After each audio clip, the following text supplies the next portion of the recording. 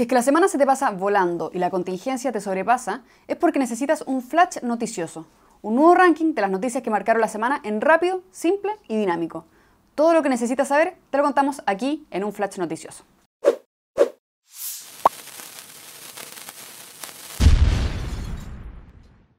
La noticia de la semana sin duda parte y termina en Venezuela. Parte con las cuestionadas elecciones del domingo, fraude, pasando por un ataque de hackers y hasta un anuncio de solicitud de arresto contra Maduro.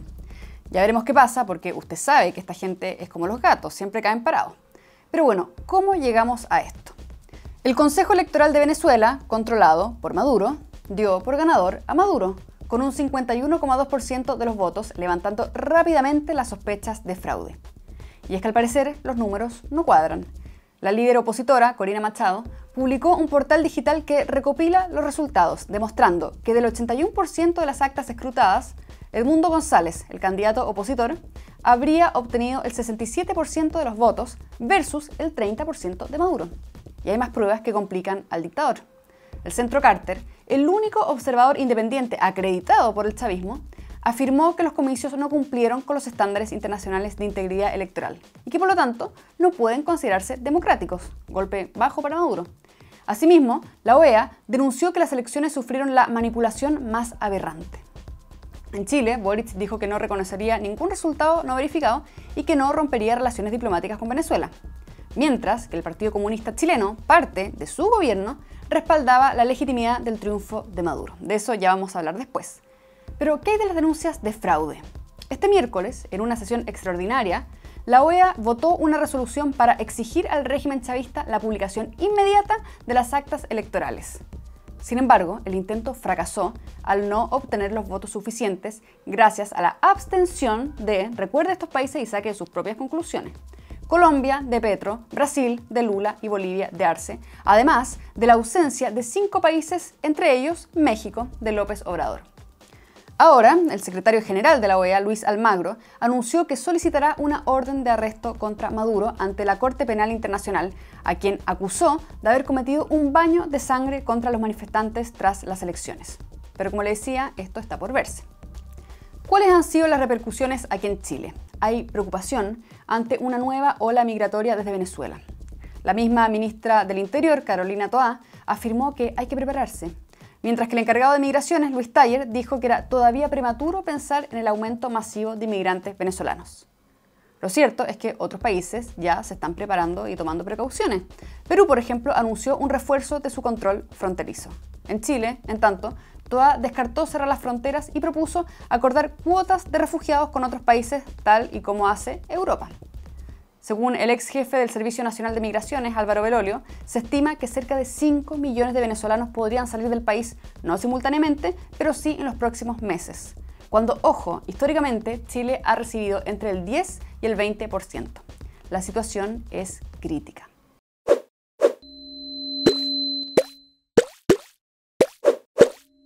La frase de la semana merece una sección completa, una recopilación de las frases más delirantes de Nicolás Maduro de estos últimos días. Hagamos un recuento. En sus acaloradas intervenciones frente al público, el dictador venezolano acusó que las protestas en su contra se deberían a una operación internacional de la extrema derecha. Alianza de la extrema derecha mundial, de la extrema derecha fascista. Quienes hizo este plan es la extrema derecha, esta extrema derecha, que gritó fraude desde 15 días antes de las elecciones.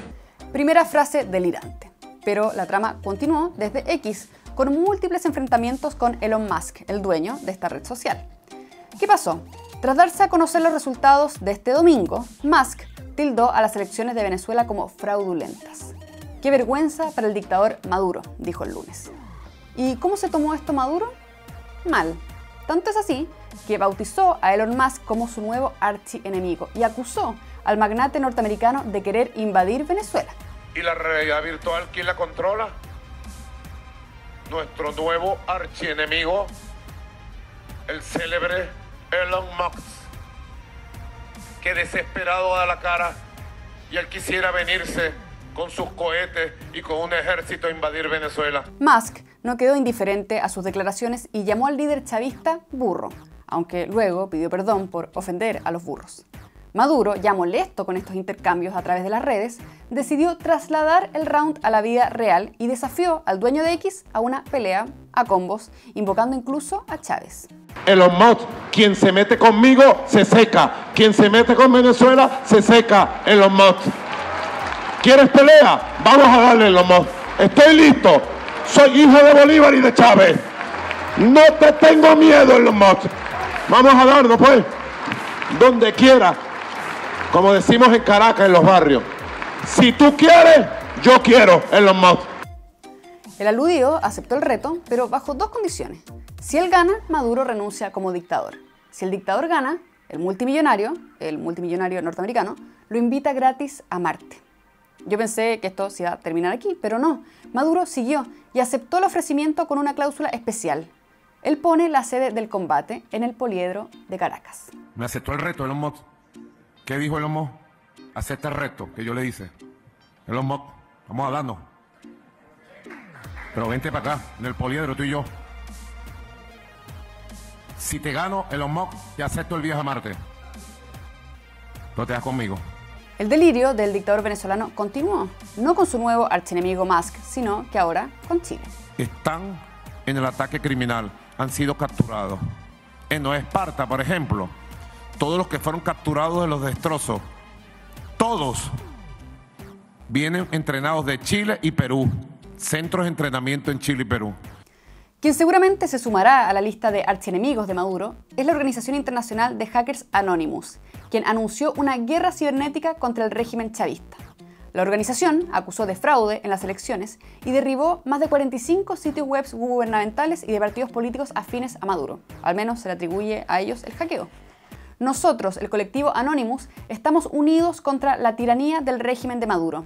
El fraude electoral descarado, la violación de los principios democráticos y la supresión de la libertad de votar no pueden ni serán tolerados. Expresaron esto en X.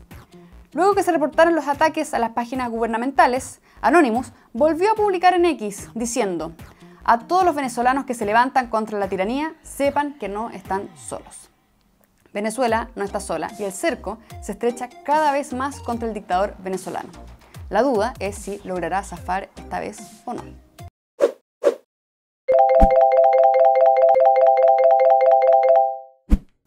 El personaje de la semana, y a propósito de lo de Venezuela, no es una persona, sino un partido.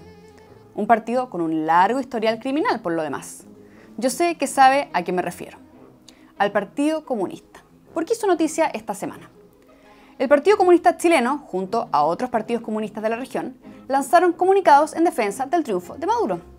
En el comunicado, el partido de Vallejo, básicamente, reconocía los resultados de la elección, reconocía el triunfo de Maduro y reafirmaba la institucionalidad electoral de Venezuela descartando el fraude.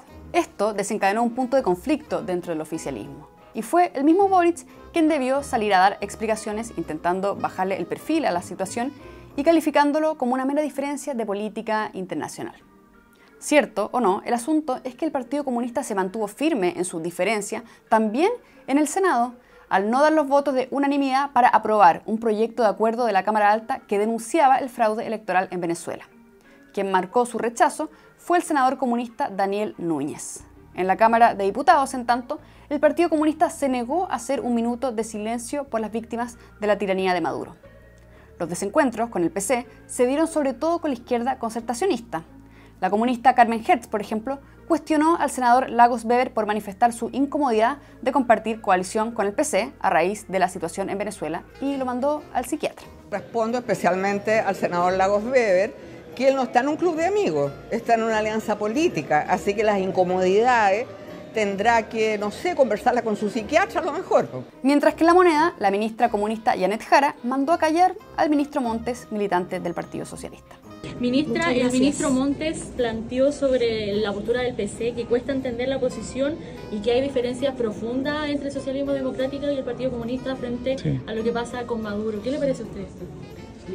A ver, yo creo que cuando uno es ministro de Estado, muchas veces es mejor guardar silencio. Gracias.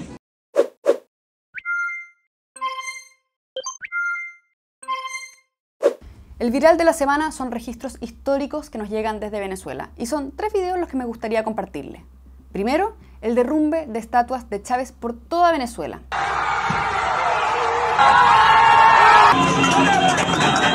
Segundo, Corina Machado encarando militares pidiéndoles que suelten las armas. Imposible no ponerse con la piel de gallina con esa muestra de valentía. Esta lucha es por ustedes, esta lucha es para sus hijos.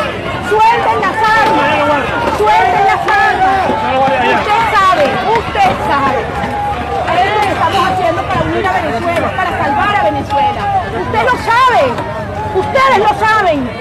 ¿Acaso tienen alimentos en sus casas? ¿Acaso tienen alimentos en los cuarteles? Les pregunto. ¿Están bien armados? ¿Están bien equipados? ¿Cómo están sus botas? ¿Cómo están de municiones? ¡Por Dios! Esta lucha es para salvar a Venezuela y lo necesitamos a ustedes. ¡Suelten las armas! Tercero, e igualmente emocionante, policías venezolanos se quitan el uniforme y los chalecos antibalas respaldando a los venezolanos contra la tiranía de Maduro.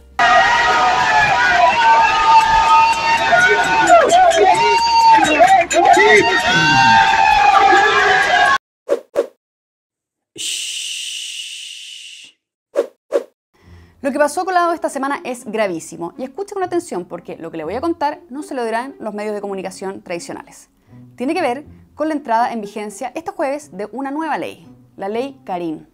Una ley que en la teoría podría ser movida por buenas intenciones, pero que en la práctica traerá efectos desastrosos y generará nuevas fuentes de conflicto en el trabajo. Así que usted, empleador, usted, trabajador, ármese de valor. ¿De qué se trata? La ley en cuestión, la ley 21.643, busca, supuestamente, prevenir, investigar y sancionar el acoso laboral, sexual o de violencia en el trabajo. Ok, pero en concreto, ¿qué es lo que hace? Primero, redefine el concepto de acoso laboral quitándole su carácter reiterativo. ¿A qué me refiero? Hasta ahora, para configurar un acoso laboral, se requiere una conducta reiterada, repetitiva, consistente en el tiempo, lo que es obvio porque estamos hablando de acoso. Ahora, sin embargo, bastará una sola vez para que dicha acción sea considerada acoso y, por tanto, denunciada. No hay que ser adivino para prever que probablemente con esta ambigüedad las denuncias aumentarán y con ello, por supuesto, también aumentarán las denuncias falsas. Primera fuente de conflicto. Segundo, esta ley incorpora varias obligaciones extra para el empleador, como por ejemplo, contar con un protocolo de prevención de acoso con enfoque inclusivo y perspectiva de género, es decir, pura ideología. Esto independientemente del tamaño o número de trabajadores de la empresa, así que nadie se salva. Las empresas, además, deberán aplicar obligatoriamente medidas de resguardo ante denuncias, como la separación de los espacios físicos y el otorgamiento a la persona denunciante de atención psicológica temprana a través de las mutualidades, más la redistribución de la jornada de trabajo, así como también medidas correctivas, tales como capacitaciones y sensibilización sobre la prevención y sanción del acoso y la violencia en el trabajo, entre otras. En definitiva, se trata de más control del Estado en las relaciones laborales. Esa fue la segunda fuente de conflicto. Tercero, consagra legalmente la perspectiva de género ya no solo sobre el acoso laboral, sexual y violencia en el trabajo, sino que en todas las relaciones laborales. Insisto, en todas las relaciones laborales. Y para más remate, involucra a las activistas del género. ¿Por qué? Porque en el caso que el empleador lleve a cabo la investigación de la denuncia por acoso, deberá designar preferentemente a un trabajador que cuente con formación en materias de acoso, género o derechos fundamentales. Lo mismo pasa si el empleador es el Estado. Deberá designar preferentemente a un funcionario, funcionaria, funcionarie que cuente con formación en materias de prevención, investigación y sanción de acoso, género o derechos fundamentales. O sea, peguita para las amigas activistas. Como verán, las buenas intenciones se las lleva el viento cuando nos adentramos en los efectos concretos de esta riesgosa ley. ¿Era necesaria? Para nada. El Código del Trabajo ya cuenta con una definición de acoso laboral y sexual, además de causales de despido en el caso que esto ocurra. La verdad es que nos metieron otro golazo sin que los políticos, que dicen representarnos, hicieran algo al respecto.